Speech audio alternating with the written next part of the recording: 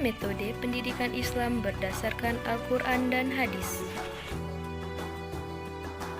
Sebelum saya menjelaskan mengenai macam-macam metode pendidikan Islam, di sini saya akan menjelaskan terlebih dahulu pengertian metode pendidikan Islam, yang mana metode adalah cara atau jalan untuk mencapai tujuan. Sementara pendidikan Islam adalah usaha untuk menjadikan keturunan dapat mewarisi ilmu pengetahuan berwawasan Islam. Dapat disimpulkan bahwa metode pendidikan Islam adalah cara untuk mencapai tujuan pendidikan Islam. Selanjutnya yaitu macam-macam metode pendidikan Islam. Yang pertama adalah metode hiwar atau yang kita kenal dengan percakapan, yaitu suatu metode yang dilakukan dengan cara berdialog silih berganti mengenai suatu topik. Yang kedua adalah metode kisah, yaitu suatu metode dengan cara penyajian pelajaran berupa pemaparan cerita atau kisah yang bersumber dari Al-Quran dan Hadis.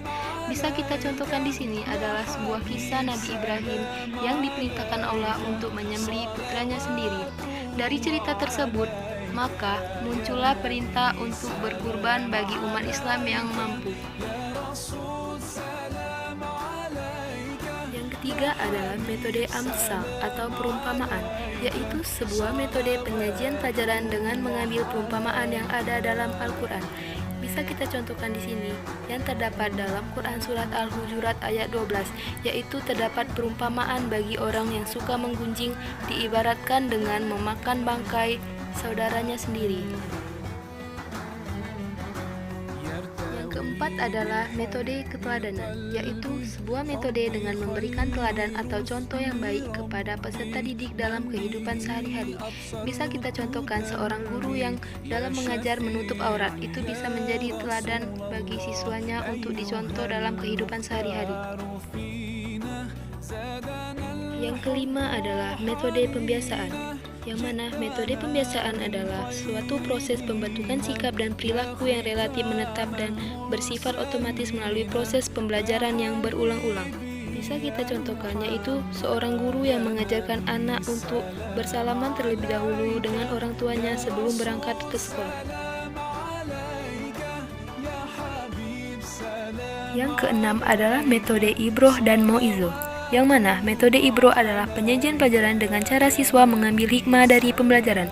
Misal, seorang guru membahas materi tentang kurban. Nah, setelah guru menyampaikan pembelajaran, siswa disuruh mengambil apa hikmah dari kurban tersebut. Kemudian metode mau'izoh. Metode mau'izoh adalah metode dengan cara menampakkan hukuman dan pahala.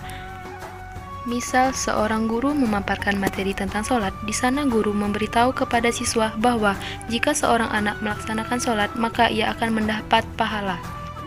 Dan sebaliknya, jika seorang anak meninggalkan sholat, maka ia akan mendapatkan hukuman dari Allah Subhanahu wa Ta'ala. Yang ketujuh adalah metode targhib dan tarhib, yang mana metode targhib adalah penyajian pelajaran dengan konsep kebahagiaan akhirat. Bisa kita contohkan seorang guru memaparkan materi tentang sholat dan memberitahu pahala bagi seseorang yang melaksanakan sholat. Metode tarhib dapat juga dilakukan dengan cara menyampaikan materi tentang puasa. Seorang guru memberitahu hukuman dan dosa jika seorang anak meninggalkan puasa.